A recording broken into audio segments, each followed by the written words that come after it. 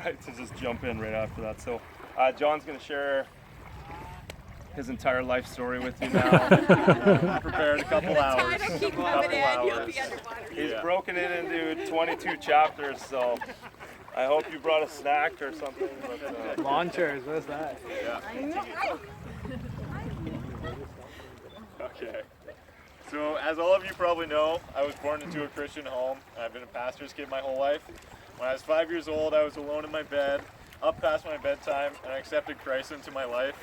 I didn't really feel a whole lot different, and I was expecting a more fantasy-like experience.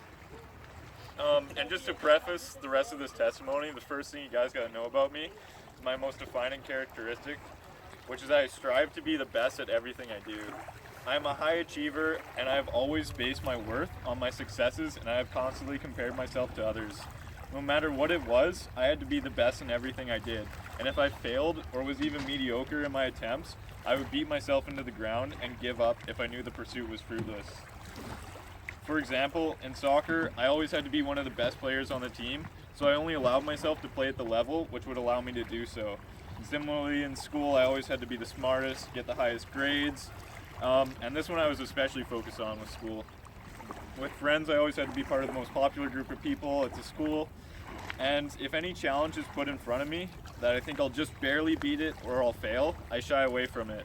And this is the main reason why I turned my back away from God and why I haven't been baptized until now. Most of my life has been centered around the church and Christians, being a pastor's kid. But growing up, I didn't really associate Christianity with being successful, and as a result of this, I never really had a personal relationship with God or embraced my Christianity. I thought that Christians were boring people who didn't know how to have fun and put a lot of restrictions on life. They didn't have a large salary, and they weren't highly regarded in society. And as I was growing up, I saw my dad, who was the smartest guy I've ever met, and who could have done anything in life and was relegated to ministry. I was fearful that if I followed God, I might too be called to the shackles of being a pastor and not have the ability to become what I thought was successful. I don't think that was supposed to be a joke.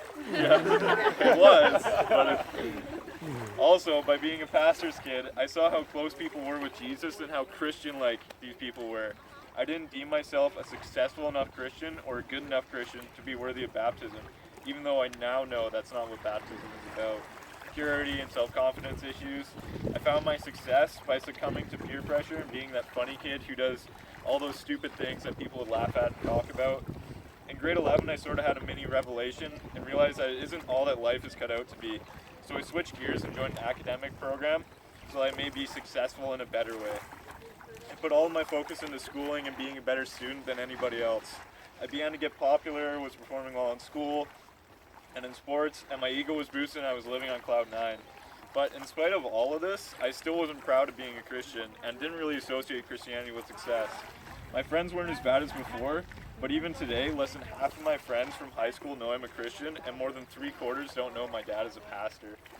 Going into university, I still had that academic drive to be the best in school and devoted all of my time into schooling. Because of this, I was able to stay out of trouble, but I was still making excuses for God. I didn't have time to go to church. I didn't have time to hang out with the young adults. Things were going well at school, and then in January, my girlfriend and I started heading in different directions in life. We parted ways after 2.5 years. This was devastating to me as it was the first time in my life I'd encountered failure to that extent.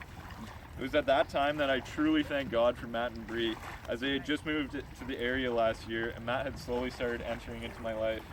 We had some deep chats about life before and after the breakup, and it was the first time in my life I had encountered a cool Christian, someone who I thought was successful and was a proper Christian role model. I knew that God was providing me a fresh start after the breakup and time to grow as an individual. Ironically, it was one of my non-Christian friends who actually provided me with the best breakup advice.